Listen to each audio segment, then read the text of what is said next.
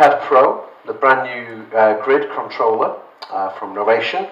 We also have the new Launchpad. This is, yeah, good question. Yeah, perfect, thank you, David. That's a very good point. My colleague David here has just asked me, are you okay if I speak in English? Would anybody have a problem if I did the presentation in English? You may not understand me asking that question. It's okay, yeah? Perfect. Thank you. Sorry, I should have asked before. It's very, very rude of me. I do a lot of traveling around Europe, and I have to say that in Europe, people's English is incredible, and I feel very ashamed that my Czech, it doesn't exist. So, yes. Okay, so as I say, my name is Chris Calcutt, product specialist for Novation, and our other company as well, Focusrite. I don't know if you're aware that Focusrite, the manufacturers of audio interfaces, are actually the same company as Novation. But here in the Czech Republic, the guys here at Kytarách and their distribution company, audio partner, are responsible for Novation products in the Czech Republic and Slovakia. And so I've come along really to demonstrate the new products, talk about them, go through some of the things that we can do with these new products, and hopefully you'll get a bit of an understanding about some of the new directions and new products that we have from Focusrite, from Novation, I should say. Okay, you can all see the screen comfortably. It's okay? Yeah? Cool. I'm going to start off by talking a little bit about this thing here. And this is the Novation Audio Hub. Actually, before I start, I'm going to ask you guys a question. Who here produces music already? One person. Wow. Who here wants to produce music? Cool. And the rest of you, you're just not bothered. Yeah. No, it's okay. I asked that question because, obviously, you know, we at Novation are very much focused towards electronic music. So is it electronic music that you guys make, or do you play in bands, guitar bands, this sort of thing, or a mixture of everything, yeah? Okay. Well, when you're starting with any type of computer-based recording, actually, yeah, there's another question. Do you guys make your own recordings? Yes. Okay. And what software is everybody using? Do you have a preferred piece of software? Ableton and Reason mostly. Okay, cool. Anybody else using anything else as well? Yeah. Okay. So Ableton is obviously a very popular piece of music software. Does anybody here use Cubase? Yeah, Cubase. Yeah, okay, cool. That's cool. That's cool. And Logic? Anybody on Logic? Kind of. Yeah, okay, cool. Well, so at Novation, we make products that are very much focused to working with Ableton, but of course, all of these projects and devices will work with all music software as well. We'll explore a little bit of that. But regardless of which music software you use, you will always need to get high quality audio into and out of your computer. And this first thing that we'll look at is a very clever piece of equipment. It's an audio interface, and obviously an audio interface is that product that will get you audio into your computer and back out of the computer again. And you always want to do this at the best possible quality. And the Novation Audio Hub is a great example of an audio interface really geared towards live performance, I would say. Now, if you're recording, you would be looking for things like microphone preamplifiers and this sort of thing. And, you know, our other company has many options for this type of product. But one thing that a lot of people are missing with this type of setup is USB connection. I have a very expensive and nice Apple Mac computer here, and thanks Apple, you've given me 2 USB sockets. Look at my table. You know, 1, 2, 3, 4, 5, 6 things I need to plug in. Not all of them are plugged in, I admit, but, you know, as an electronic musician, I need to have a lot of USB connectivity for my controllers, for my system for controlling the software. And the Novation Audio Hub is two things in one. It's an audio interface to get audio into and out of the computer, but also you can see here it's a 3-point USB hub. Now that might seem like a very easy thing. Why has nobody ever made an audio interface with a USB hub? Well, this was actually a very difficult product to design, because inside here we want to get high quality audio, and if we plug in USB connections, there is what we call crosstalk. There is interference into the audio circuits. And so to be able to get this to produce really high quality sound, and one thing I would say about the audio hub as well, it's very, very loud. This is easily as loud as CDJs. You know, this is designed for electronic music performers, people who want to play in clubs and play at concerts and that sort of thing. So in order to produce this, it took a long time to engineer, but it's a very, very useful product, because of course here I have my audio interface. That's one USB device. I have my Launchpad Pro, which is here. I've got this plugged into the USB hub. I have my Launch Control XL, also plugged into the USB hub, and my base station synth, which is also plugged into the USB hub. So I have 4 devices here connected to one USB socket. So this is a very, very useful thing. Okay. On the audio hub, we have a pair of outputs, and these are going into my PA system. So this would go into your club situation. But if I wanted to use a DJ mixer, I also have standard RCA type connections here on the back as well. So I can plug in channel 1 here and channel 2 here, which means I can use a traditional analog DJ mixer if I wanted to do so.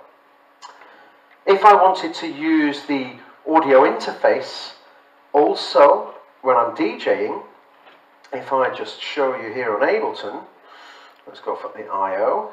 Here in Ableton I can create a cue output. And this is what we call a pre-listen. This is when you're DJing, this is what you would have in your headphones, the cue output. And here, if I go to my configure window, go to output configuring, I can switch on my stereo connection. This will take a moment because it's a big file, this one. But now in my cue outputs, I can choose 3 and 4. And what this means is now I can press the headphone, for example here, and listen to this on the headphones, but not send it to the PA speakers. So this is great, for example, if you're DJing and you want to prepare the next track, ready to play. You need to make sure it's in time, it's going to sound right, it's the right track to play. And we can create a cue headphone output. Now, if I sort of pick this up to show you, just see the headphone socket here. What you probably can't see is there's a little switch. This switch will let me listen to outputs 1 and 2 through the headphones, or if I push this in, I can now listen to outputs 3 and 4. Here is outputs 3 and 4, my cue outputs. So here is what I will listen to through the headphones. So this is a very versatile and very strong product for people who want to perform with electronic musicians.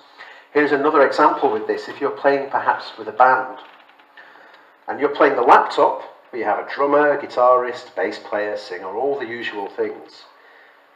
If you're playing with something like Ableton, it's very, very tight and strict in the timing. Tempo never moves, really. The drummer, sometimes tempo moves. with quite a lot of drummers, it can do. So they will maybe need a click track. But if I play a click track or the metronome to the speakers, this is going to sound terrible. I need to send the click track to the drummer. And again, I can do that in Ableton. So, here, if I just put the click track on, okay, we can't hear it. It's coming out to the cue output, to my headphone output. This is what would happen if it was going to the normal output. This isn't good for a show. Okay?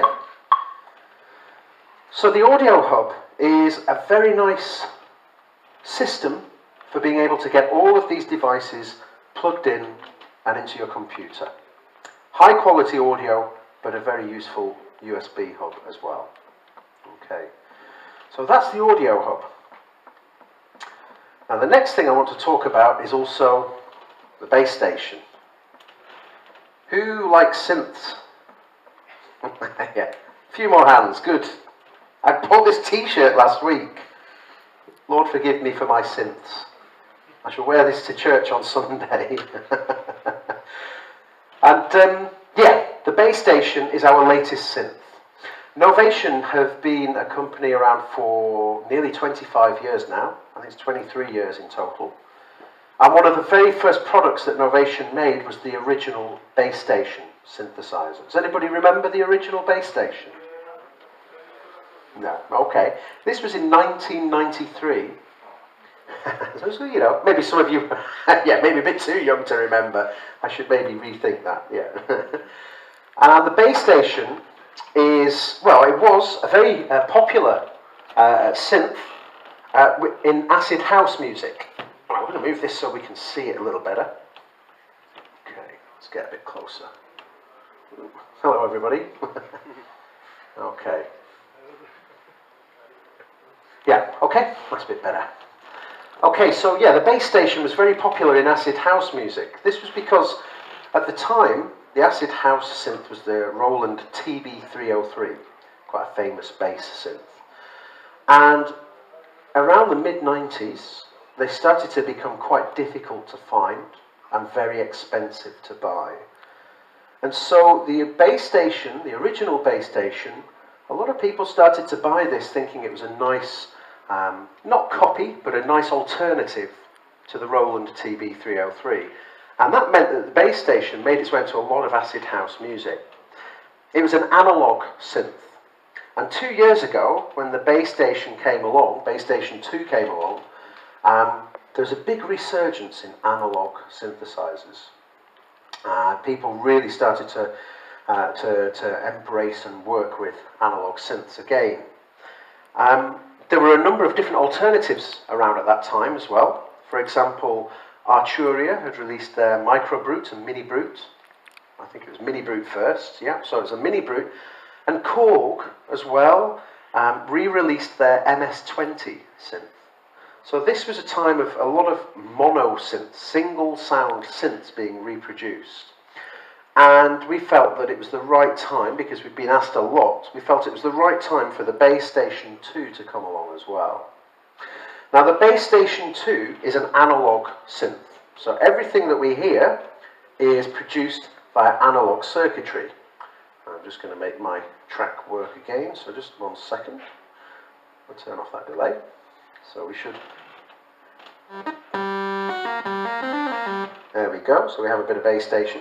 I'm just going to turn up my volume a touch here on the mixer, because I think we want it to be a bit loud. Okay, so let's see. Hold on to your hats. That's okay, it's not too loud, it's okay. Okay, cool. So it's an analog synth.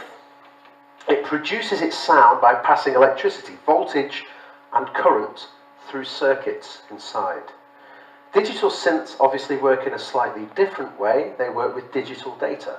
They work with binary information, if you like a computer. You know, ones and zeros are used to produce that sound.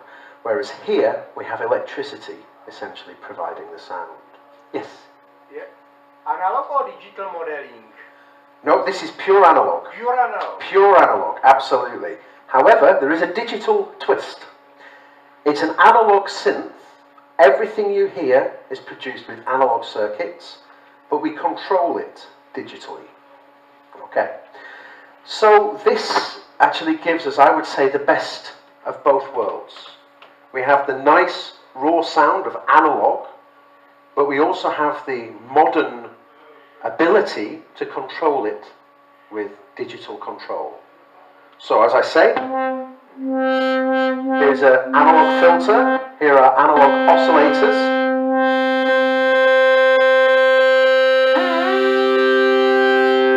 Here's the sub-oscillator.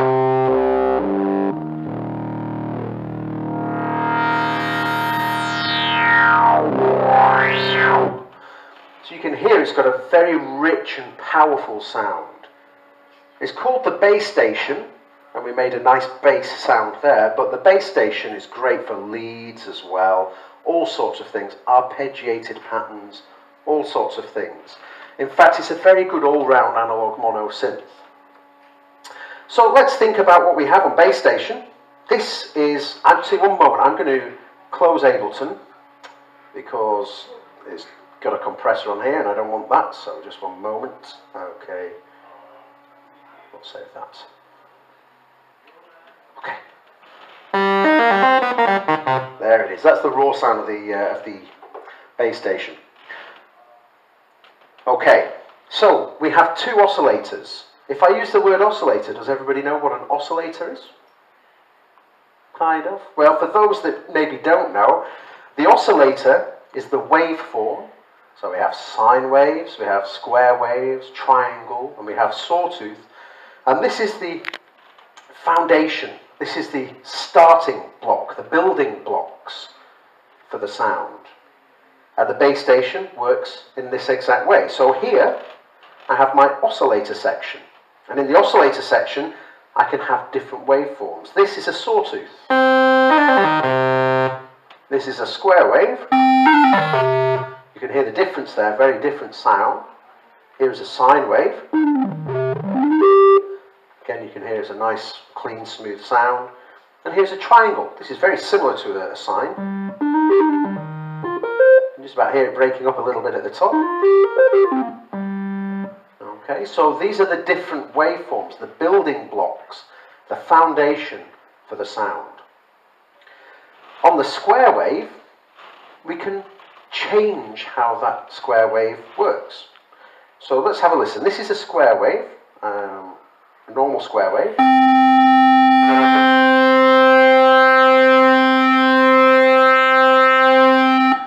This is called pulse width. And a square wave is symmetrical, it's equal, it's a square.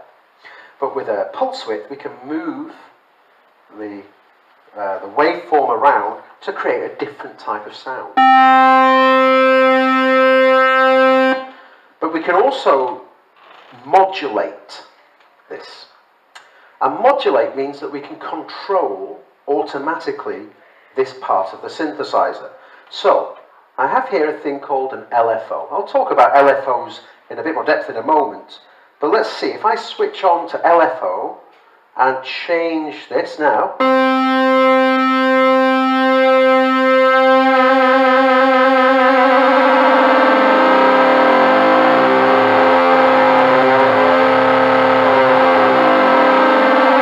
Sorry, I get carried away sometimes with this. You can tell why. So this is pulse width. Again, a very nice thing for being able to create your sounds. And this is using a low frequency oscillator, a slow moving oscillation to basically to change that sound. I can also apply low frequency oscillation to, for example, the pitch.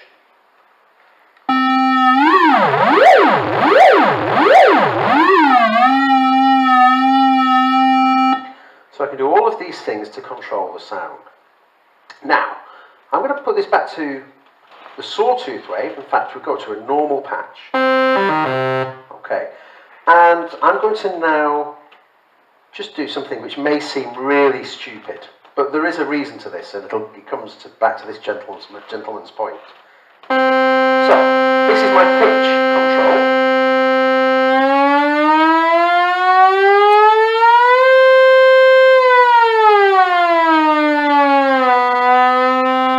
Okay, so yeah, that's not the police arriving. This is the pitch control for the oscillator.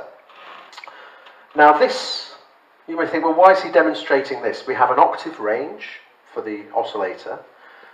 But the point is, this is digital control. So the sound is pure analog, but the control is digital. Now, with digital, with standard MIDI, we have 128 values, okay, if you like. This is known as 7-bit MIDI, standard MIDI. We've used on the bass station what we call 8-bit MIDI. We've doubled up the amount of messages that the controls can send. And this means that we have a very nice, smooth control over the synthesizer sounds. It's very similar to the type of control that you find with other things such as the Korg stuff and the mini brute, micro brute. This is control voltage, but this isn't. This is digital. Have a listen. This is what would happen if this is the type of sound you would get with 7-bit MIDI. Can you hear its steps? You can hear a certain step to that sound, yeah? Well, if we go for the actual pitch control,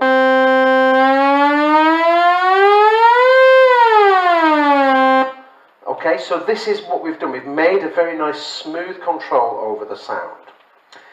Okay, so that's the oscillator, but we have 2 oscillators on the base station. So to control the second oscillator, let's just go back to this pitch. I use that switch, and now these same controls are for the second oscillator. So this is just oscillator 1 at the minute. If I bring in the second, can't really hear a difference because it's the same note, but if I just knock it out of tune a bit,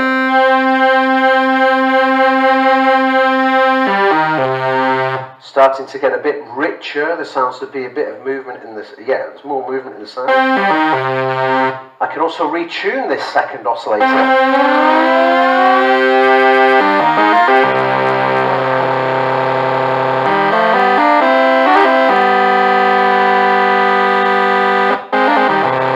So we can start to build up a nice kind of rich sound. We also have a third oscillator. This is the sub-oscillator.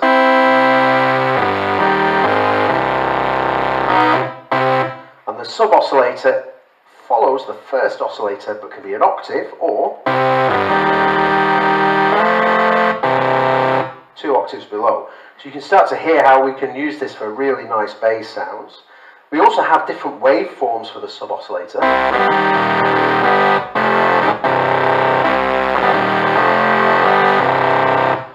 And I always love to demonstrate this when I have a PA system as well, because it sounds very nice when it's loud.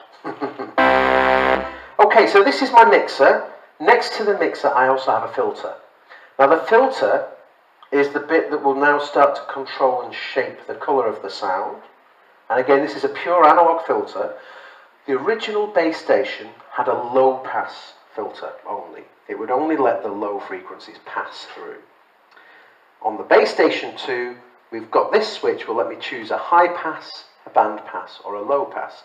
So we now have a choice of the sort of filter that we use. And we'll just have a listen to the sound, sort of sounds. This is a low pass filter. Lets the low frequencies pass through.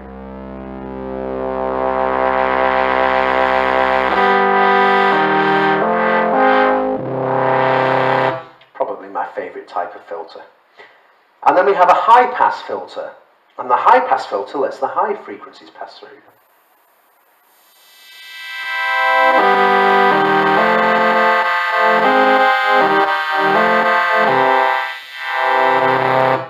Okay, I'll just turn it down a bit. I think I'm making it. Yeah, there we go. And then finally we have a band pass filter. And a band pass filter takes the top and the bottom away and leaves us with just the middle.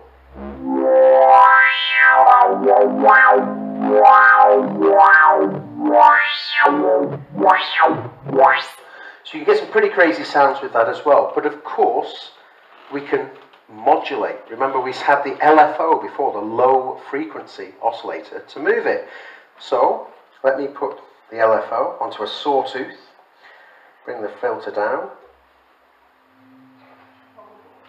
Okay.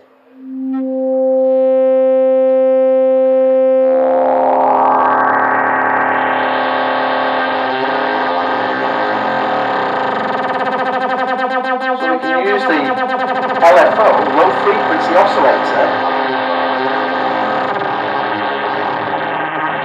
to control sound. One of my favourite tricks.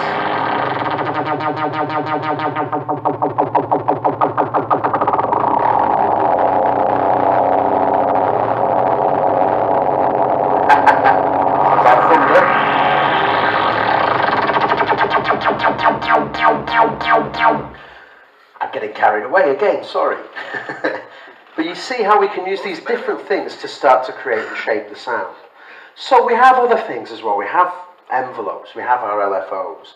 Envelopes are a bit like LFOs in that they can shape, allow you to shape parts of the sound, but they do it for a single period instead of a repeating oscillation.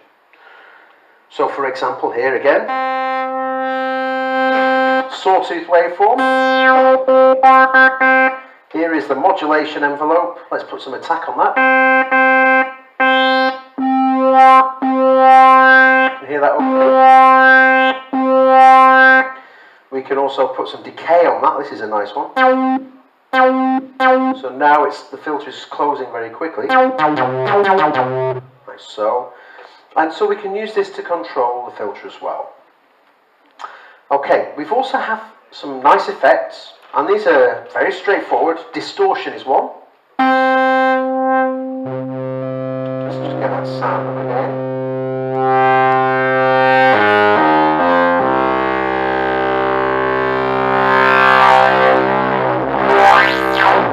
So again, with the distortion, we can get some really nice gritty sounds. And finally, on the effects, we've got this button, and this is called oscillator filter modulation. We'll not go into the technical parts, but this is FM synthesis. So this is now going to use oscillator 2, the speed of this oscillator, to control the filter. So if I start to play with oscillator 2,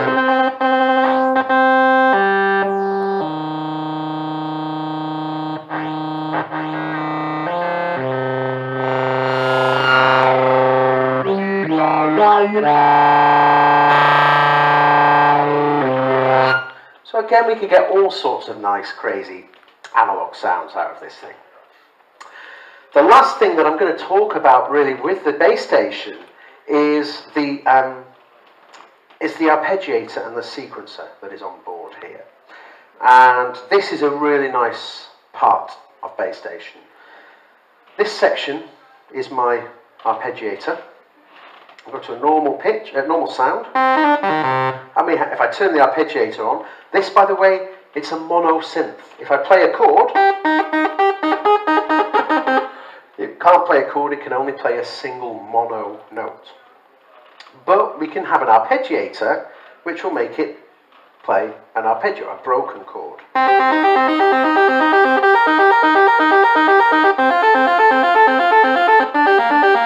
And we can go up, we can go down, very similar sound. We can go up and down, and we can go up and down with the repeated top and bottom notes. And then finally I have this mode, which is played. This is nice. This will follow the note pattern that I play in. So you can just make a nice little phrase like this, and then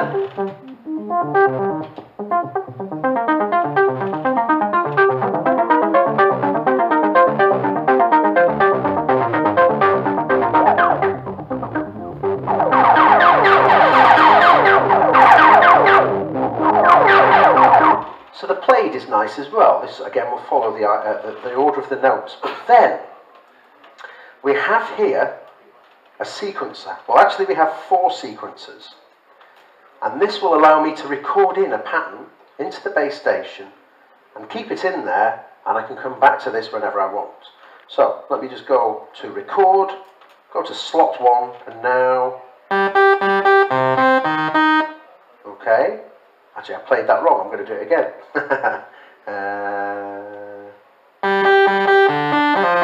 And I played that wrong, so I'm going to do it once more. I will get it right this time. So it's not difficult. I can manage it. Yeah, okay. And now if I go to my play and turn the arpeggio on, I can press latch. This will hold it on.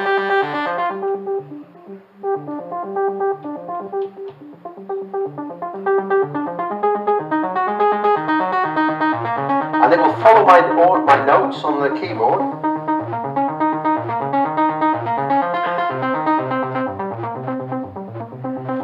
also use the rhythm control here to change the rhythm.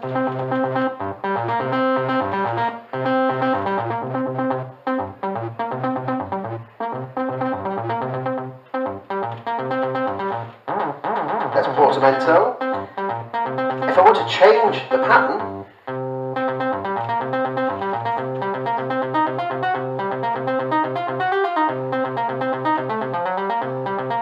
and again it will follow.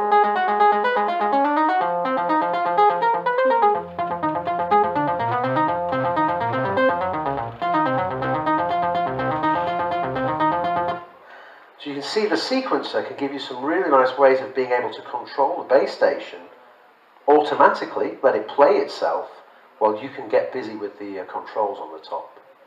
Okay, there's lots and lots of other things on here that we could talk about. I could probably talk about this for another hour or hour and a half more maybe, but we've got a lot of other things to go through.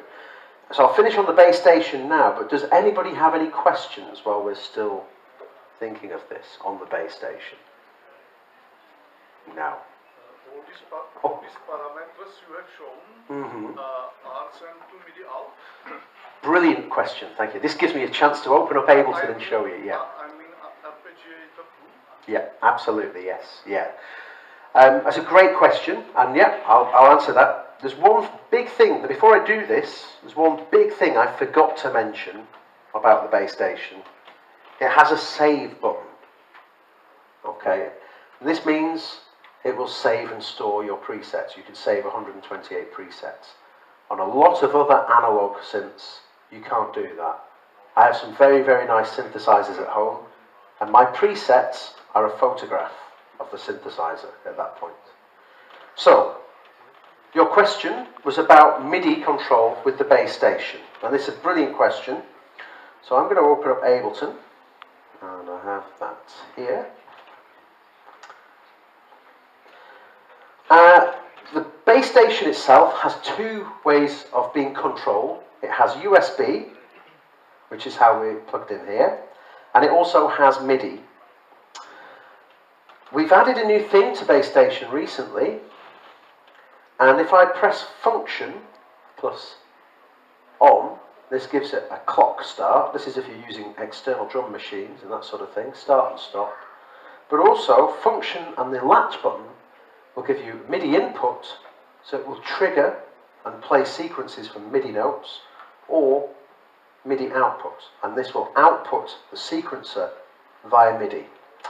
But we can do other clever things as well. So for example, here's a MIDI channel, and on this MIDI channel I will, let's say, send the MIDI to the bass station. Okay, and I'm just going to create a single note, so just, there we go. So the sound is being played by the bass station. There it is. Now, if I put this into record,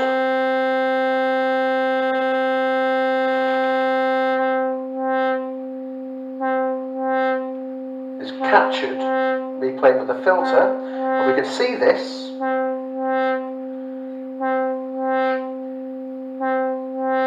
There is my filter, so that's me controlling this knob.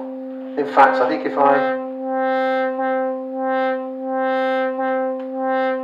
so it's a nice way of being able to, control the synth.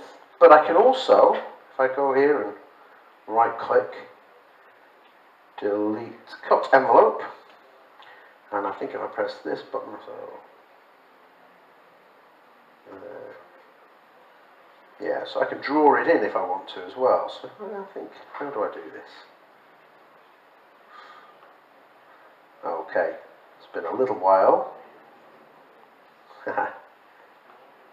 It's awkward on this stand, but here is a filter sweep that I've drawn in by hand.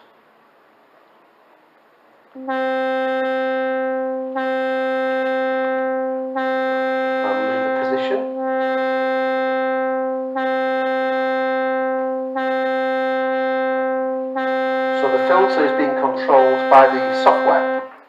So this is a nice thing. And you asked about the sequencer sending MIDI out as well. So if I hit record in here, and then just switch on the sequencer.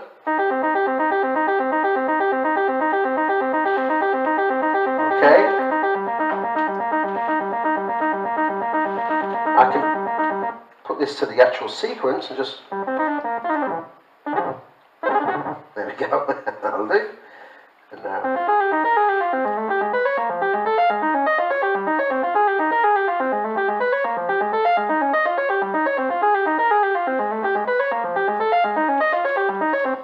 Nice tune. But you see, this information is being sent. So of course I could say, okay, well that was nice, I played that in on the base station, but now I could say, you know what, I'm not going to have that going to the base station. I will to no output, and I'll go to my instruments, and I'll bring in this instrument, and then, so the base station which created this is now controlling another instrument. Listen from here, you'll see that crazy sound.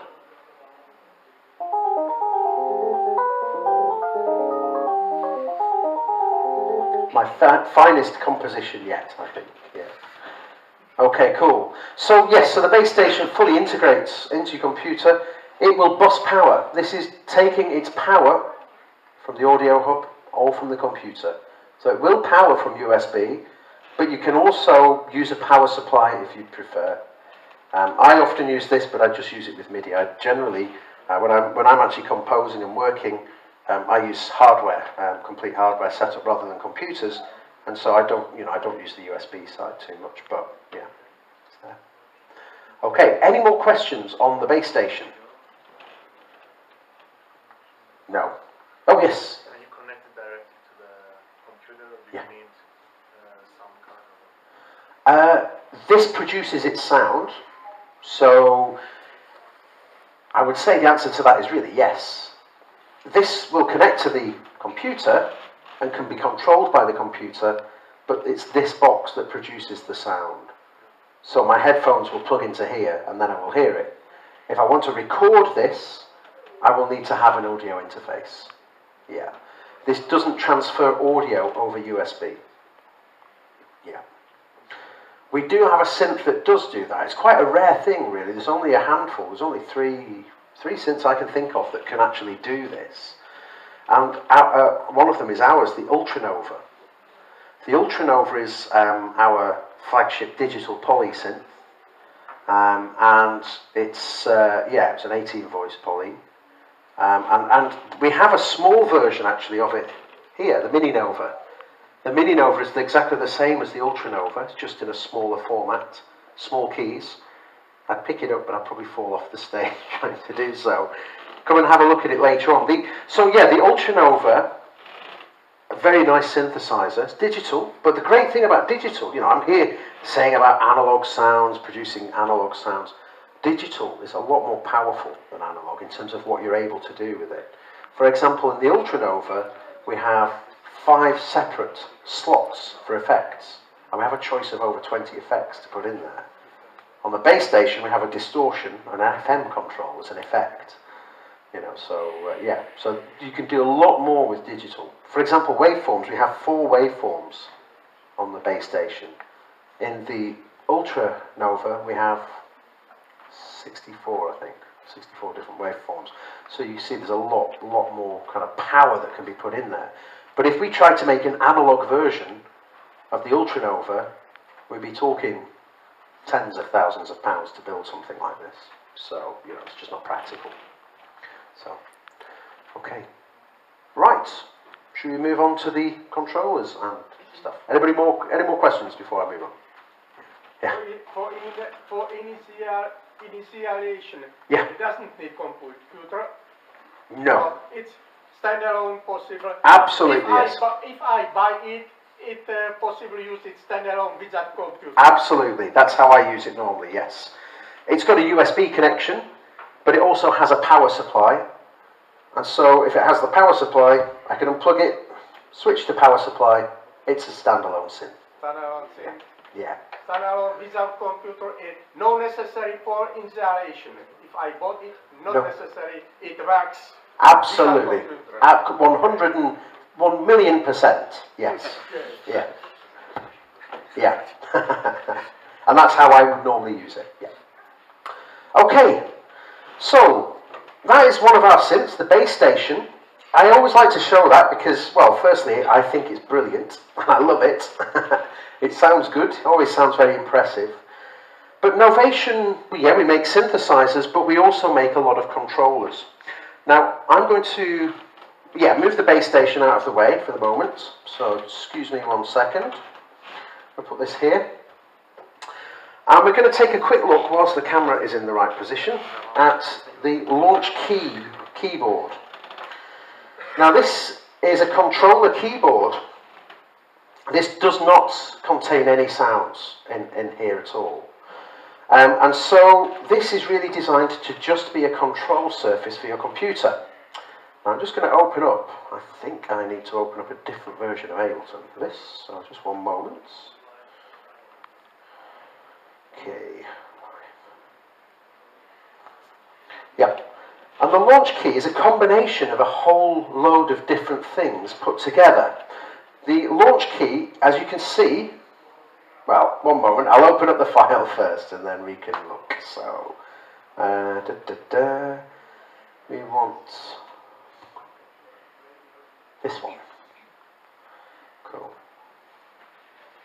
So you can see we have pads here, we have knobs here as well. We have transport controls, so being able to control and start and stop. The pads will light up, and yet hopefully you can see it's a bit difficult on the stage here with the lighting that we have, but these pads actually are in different colours, and this is one of the big changes on the new launch key. This is a brand new keyboard. I'm going to pick it up so you can see it. You see now we have full colours on the pads. Before we had 3 colours, we had yellow, green and red. Now we have up to 64,000 colours, if you're clever at programming MIDI. Ableton will let us use 128 colours, but we can use, you know, we can use up to 64,000, I think, on here. So it's quite a powerful system. The keyboard will work as a standard keyboard. So let me just go to this sound here, and obviously we can play. Just change the sound output. Excuse me. Audio hub. So we have a nice keyboard to play.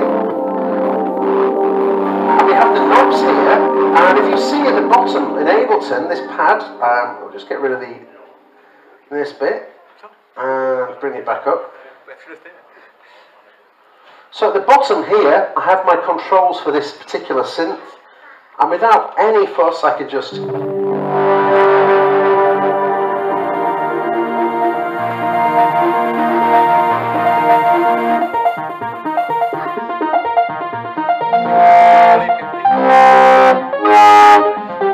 I could easily just play like a normal keyboard. The pads here also allow me to play my Ableton Live sets. So, if I just close this off, in fact, no, let me just put this down at the bottom so we can kind of see the pads. Okay, my arrows here, up and down, will let me choose my line in Ableton, and then the pads will let me start clips. So what I'll do is I'll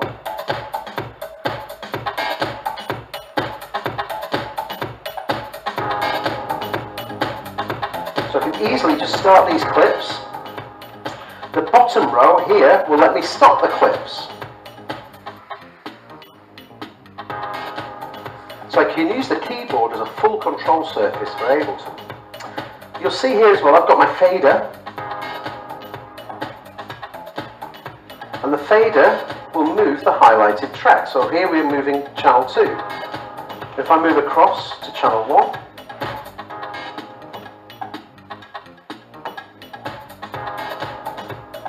so it's a really nice way of being able to control your Ableton Live sets. Okay, we have our transport controls here as well. So of course with the transport controls I can hit play. You can't really hear anything because I'm not playing anything, but let's play some clips. But if I press stop, play. So I've got everything here. Now, the pads also act as drum pads as well. And I'm going to move over to, using the track button, this track here. Now on this track, you'll see at the bottom here, I have a thing called a drum rack. And a drum rack is basically a collection of samples within Ableton that you can use to, you know, to add your own sounds and use to play. And these are basically the samples. If I just click on them, let me move again this out of the way. You'll see I've got some kick drums on, some claps. So I have 16 pads here, and now if I take the control, the keyboard, out of in control mode, now I can play those pads. Now, with Ableton, it's very easy to map your own buttons to control parts in Ableton. And I'm going to very quickly do this to show you. If I go to Command and M on my computer keyboard, you see everything has gone blue in Ableton. Anything that I can map, I can now click on, for example here, this overdub button, and when I press a button here, it's now mapped this button to the overdub button in Ableton. So let's come out by pressing Command or Control if you're on a PC. Command and M, Control and M. And now, if I press this button, we go into record. And I've recorded a snare by mistake. So, let me just delete that part because I really don't want that. And, yeah, what I'm going to do is I'm going to very quickly put on a beat so I have a metronome sort of sound. So we'll go for this one. Okay. Using the track button, I can move to the different track. You can just see it highlighted underneath. And when I get into a track that I can record on, the record button, this red button here, will follow around. So I can go to this track here, which is my drum track. Just double check. Yep, Benelux drum kit. And now, on this track, I can create an empty clip. And if I press the button again, this clip is there and it has nothing in here. It is completely empty. You can see at the bottom there's no info in there. Now, if I come out of in control mode, remember I've learnt the overdub button to this button here. So now I can put it into record. See if we can see. Yep, it's in record, and if I press it again, it comes out of record. You can see how this is green, and it will go red to record into. So now, in record mode, I can start to play in. So,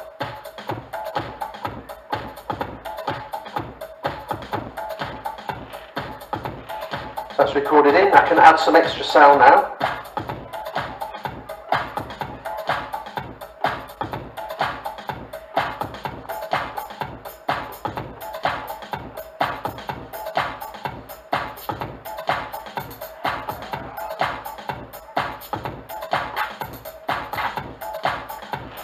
When I'm happy with what I've recorded, I'll stop that original beat, and this is what I've recorded. All done from the keyboard, not from the computer. Now, if I move to the next track, which will be this one, the bass sound, once again I can easily record in via the keyboard. So, let's go back.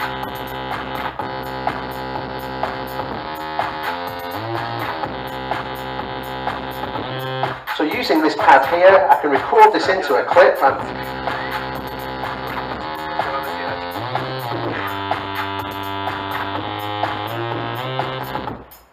And if I get it timed right, I can finish it at the right time. If I'm not happy with it, stop it, move down and record it again. So.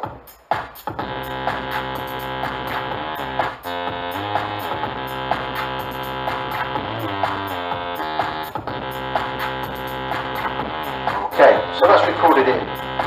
And now, again, remember, because I have my knobs as well, I can also start to play around with the sounds.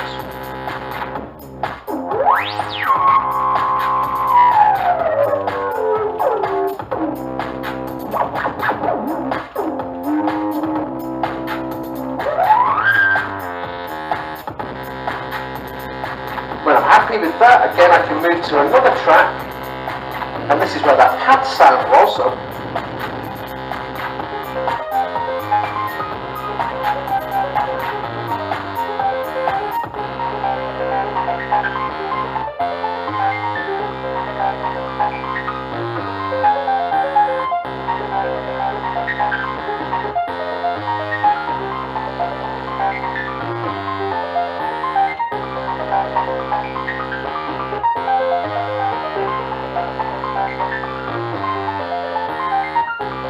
somewhere I have my drum part that I created before, which I can't find now. There we go. Ah, there it is.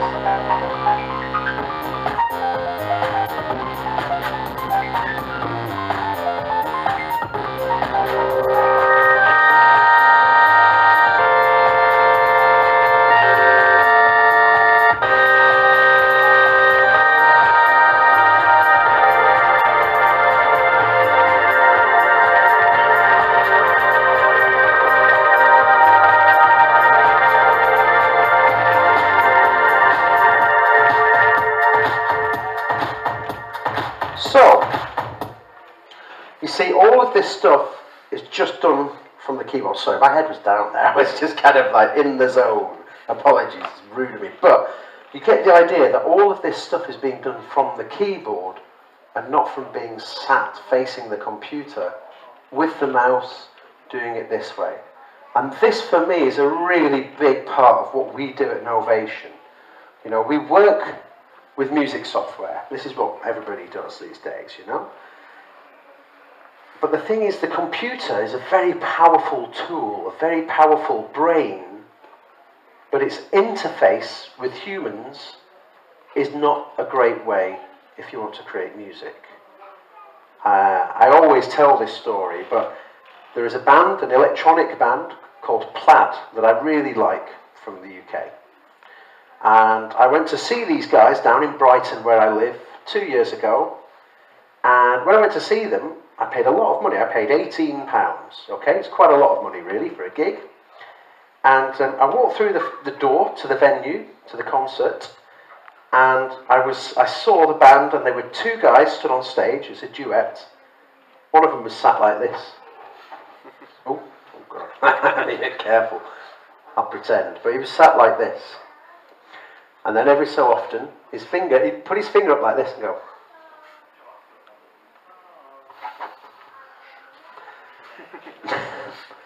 It was probably the worst show I've ever seen. It really, I mean, these guys produce some incredible music, but their showmanship, their show was crap. It was just two guys stood on a stage, looking bored, you know? Facing the computer. Now, for me, this is a great tool, but this really is only the brains. This is where the sound comes from. These fingers, me, is where the performance comes from. And that's why these sorts of products, I think, really, really open up what you can do with this. I mean, if you hopefully noticed that when I was doing all that stuff and my head was down and I was kind of doing this, hopefully that was more interesting to see than this.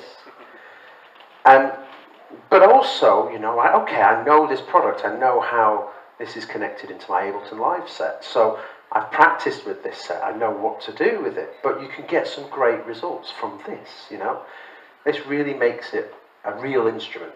It turns this from being a slab of aluminium into an actual thing I can play and manipulate and control. I should say, I'm using this with Ableton Live, but of course this keyboard is a very fine controller keyboard for Cubase, for Logic, for Pro Tools, any kind of MIDI keyboard, any kind of MIDI-based software, I should say, can be easily controlled from the launch key. we have 3 different sizes. This is the 25 notes, but we have a 49 and a 61. So we have, you know, 4 octaves and 5 octaves. So if you're a two-handed player, if you're a piano player, you know, we have this sort of controller. Novation also make other keyboard controllers as well. We have 2 other ranges, one called the Impulse and one called the SL range. And these are actually bigger keyboards, bigger controllers. They have more knobs, they have more faders, they have more things that we can use to control our music software, so it's expanding it. And they have a slightly different feel. But the launch key is our entry level. This is our least expensive keyboard. And as you can see, we can do a lot with this. I'm going to very quickly show you the other things that we've added, because this is the brand new version. And you've seen we have our knobs here. We can instantly control our devices. But what if I want to control this filter, but then say, okay, I want to control this delay next to it? Well, if I press and hold this button, see now I can basically choose the type of control I have, but using these arrows, I can move to my delay effect, and now I can control this. So I don't have to even go to the computer to say, okay, I'm going to control this effect. Ooh. And now I can control this effect. I don't have to do that. I can do it all from the keyboard. I can even, if I get brave, close the lid. Now what do I look at? So this, you know, we can even do this sort of thing. And again, I can do the same sort of control, just using the keyboard with this closed. Sure, I need to know my Ableton Live set quite well to be able to do it without seeing it, but it is possible, which makes a big difference. All of a sudden, I'm a musician again. I'm not just somebody with a computer. You know, I'm playing. You know, so this I think is a very nice thing. So that's the launch key. And let's just bring up the screen. I'm going to move now to the camera for the first thing. I'll move this.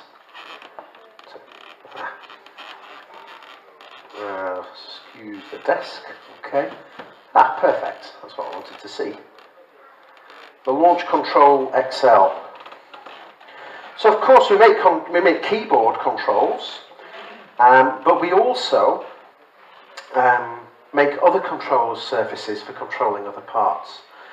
Ableton is a very powerful piece of software. You know, we have all of these effects at the bottom. We have all of these mixer controls here, send effects as well. We've got all of this stuff.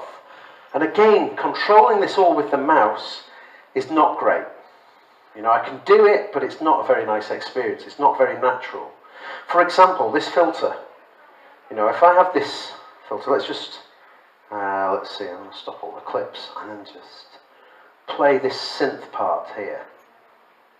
Oh, let's bring the fader up first. Okay. Now if I use the mouse,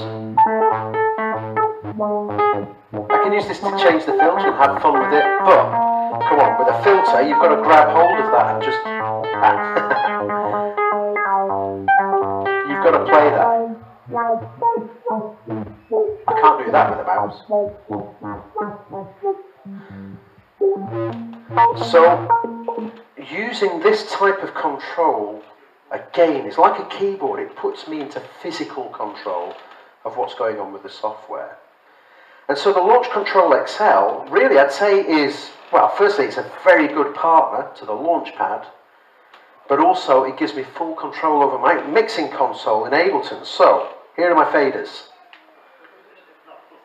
Okay, I have them there straight in front of me. These are what we call focus buttons, so I can choose which track I want to connect to. So if I press the first one, we go to kits. If I press number 7, we jump straight to this instrument. So I can choose the track that I'm working on and then access the effects. So now I have control over the effects. Really straightforward and easy. We've got 24 knobs on here. That's a lot of control. these 24 knobs can be mapped to do whatever you want, or with Ableton, we can just keep it as it is. So, let me just make this smaller so you can kind of see what's going on. Yep, okay, that will do. Okay, here are my send effects. And send effects are, if you're not familiar, basically I can send an audio signal from this channel out to one of my send effects channels. And on here, for example, here I have a delay, here I have a reverb, and I could send one of these channels out to this extra set of effects. So, I could trigger a clip.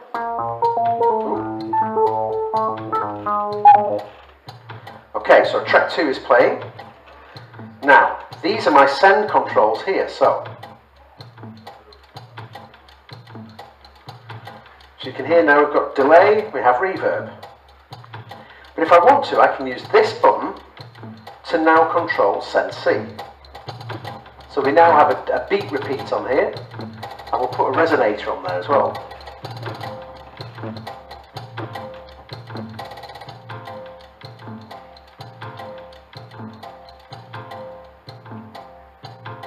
So I can use this control to take full control of everything that's going on with Ableton. Of course, here's my fader as well. Now by default, you'll see we have green lights here, and this will let me send stuff out to the left, yeah, to the right. The panoramic control. In the center, obviously, it's coming out of both.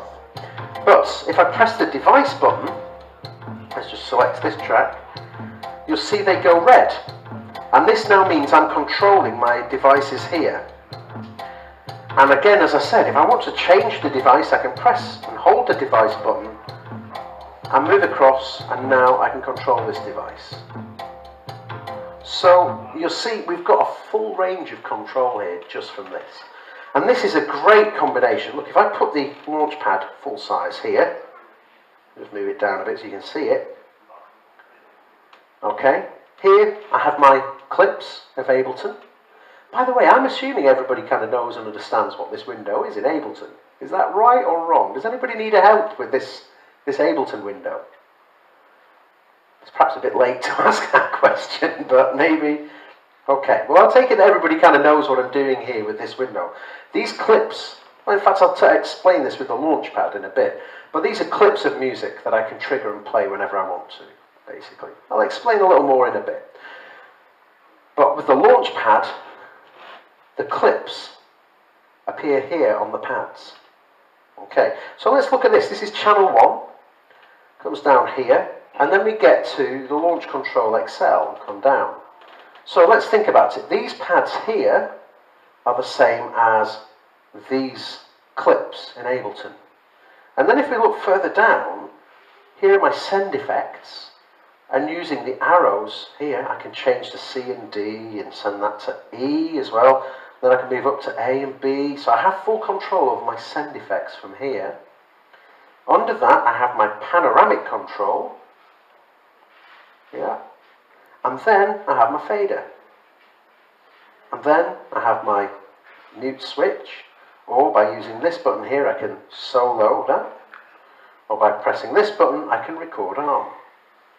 So if we think about it, from here all the way down is exactly here all the way down in physical terms.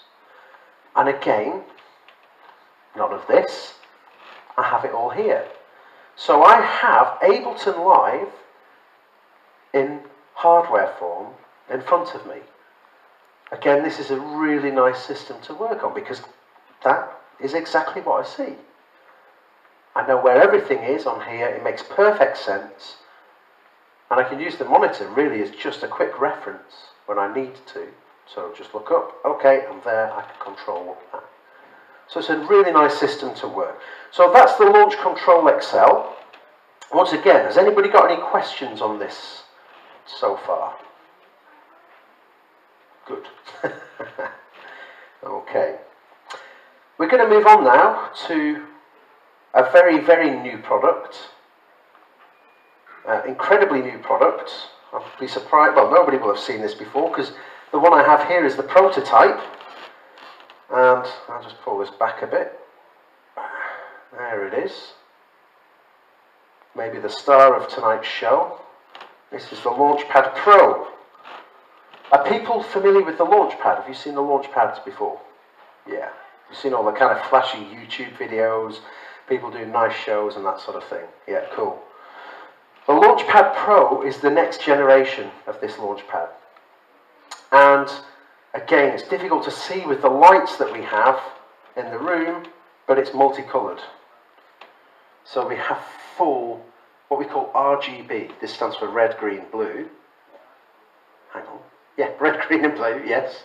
And basically it means that we can produce any sort of colour we want on the pads here. So this is a big development because, for example, if I just stop all the clips here, for example, here I have a blue clip. Now, you can't really see here. Let's see if I can make it. Let's see if I put this here.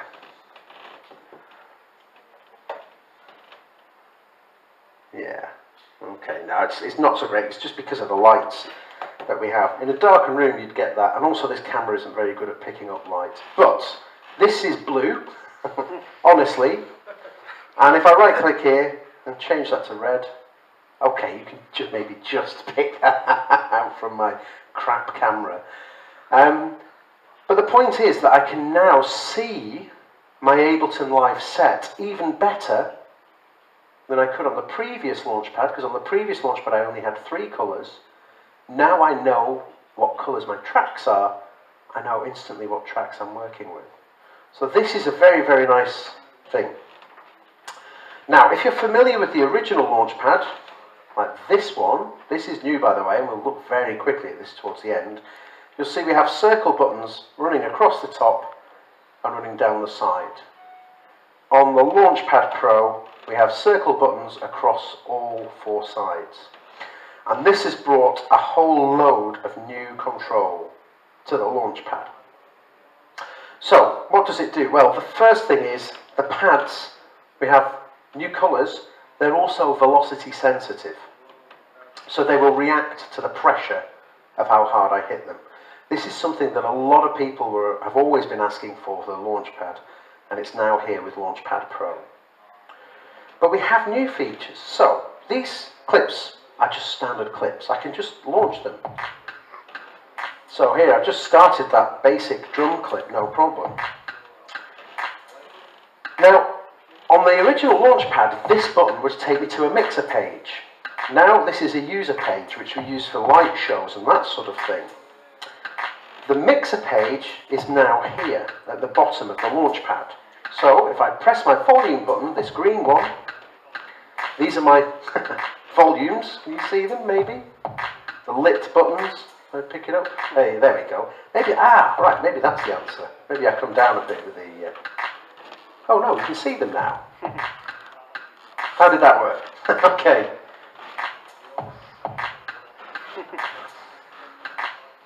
One moment. That's better. Right. Okay, we can see things at last. Okay. So these are my volume faders. In the same way as I have volume faders here, you can see them move and follow with the launch control. I can also change the volume here. Now, we have velocity sensitivity on here. So we've made a very clever thing called fader glide. On the original Launchpad, the change would be immediate. Like this. But, if you press lightly, we have a slow, gradual fade in and fade out. Hard. And soft. So this is a nice new feature on the Launchpad. This is called fader glide, and this gives us a nice, smooth and subtle control over the faders. And all because of the velocity that we have. Across the mixer section, I've got a whole variety of other clip controls as well. So for example, here I have my panoramic setting. and I can send it out to the right or to the left or send it to the middle. I have sends as well. If you remember, we had our send effects that we saw with the Launch Control XL, but once again I can do the same here.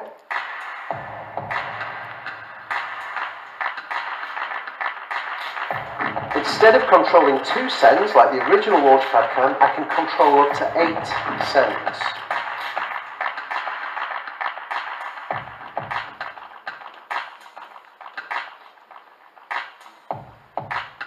So we've got total control over this stuff. We also have other features, including stopping clips, so I can stop a clip. And if I'm in my session page, I can do all of this stuff as well, but this is nice as well. If I want to change the volume quickly, I can press and hold the volume button, make that change, and then I release, and it's there. So I can always jump back to that original page. So it makes it a lot quicker, a lot nicer to work with. I'm also going to record arm, so I'm going to record arm this track. And I know that on this track here, I have, hang on, that's locked. Just 1 moment. Okay.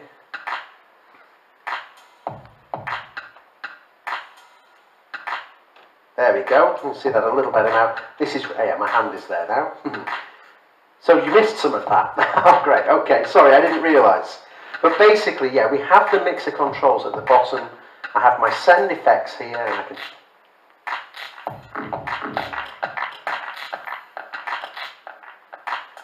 I can easily control them. Is that locked? No, it's not. There we go. So, record arm. Record arm this track. And now I have this new mode. This is called note mode. So let's go into note mode, and you'll see now I have a little quarter here lit up.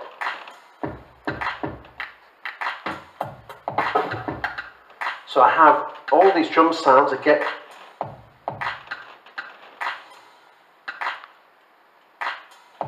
have all of these drum sounds, again, from a drum rack here at the bottom. Okay, so I'm going to record something now, and I'm going to just delete this part. I don't want that there. I'm going to record, and it'll record into the next available clip slot. So I'm going to hit record now.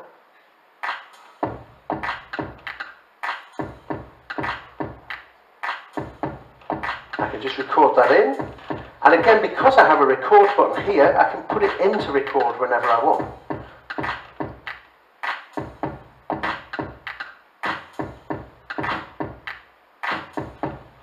Okay, a bit out of time this, sounds a bit kind of pulling out. If I press the note button again, you can see the clip at the bottom, and you can see how badly out of time I am by these legs here, and they're not fully into the grid. That's if the screen stays still. Okay, so on my Launchpad I have a quantize button, and I can press this button, and if you see there, all the notes are tightened up. I can also undo it. You see, I can undo there. Let's quantize again. So everything's nice and tight now. Now, if I go to the duplicate button, you'll see we create a second clip there. And now I can record into that as well. So I'll find it.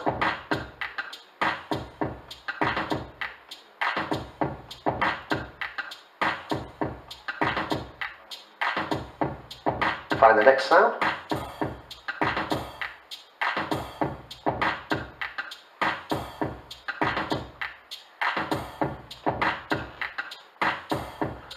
So easy to create all of this stuff again on the controller, not on the screen of the computer.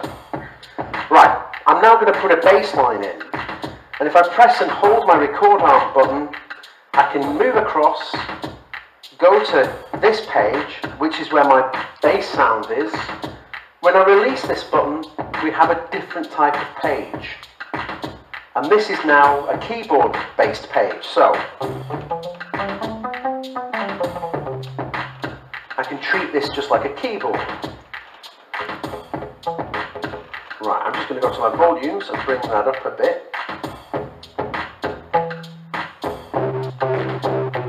Okay, when I'm happy, I've got my parts set out, I'm just going to hit record, and once again, if I move this out of the way, you can see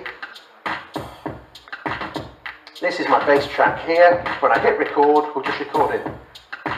Oops, and I pressed the wrong button. No problem.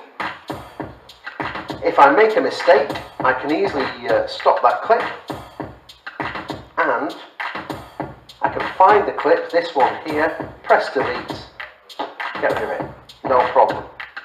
Okay, now back into note mode here, and then when I'm ready, this time I'll record properly.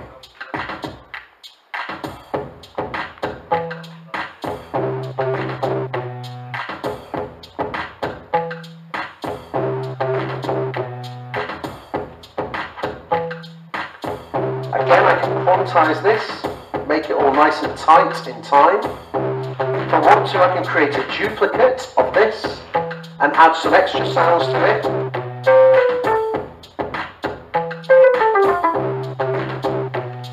Okay, it's going to sound terrible, but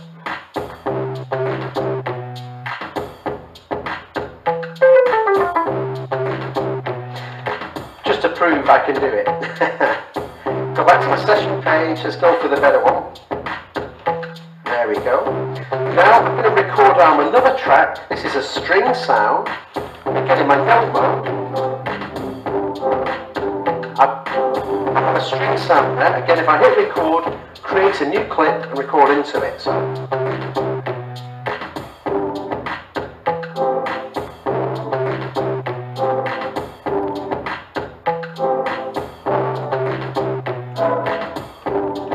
we've recorded this string part in, but it's filtered down quite a bit. The sound isn't quite right. I press the note button again. I can see my instrument at the bottom here. We've also got a new mode here called device mode. And now the device mode is like the faders that we have for our volume controls. But this time it allows me to control my devices. So here I have the filter frequency cut off. And I know that that is on this row here, so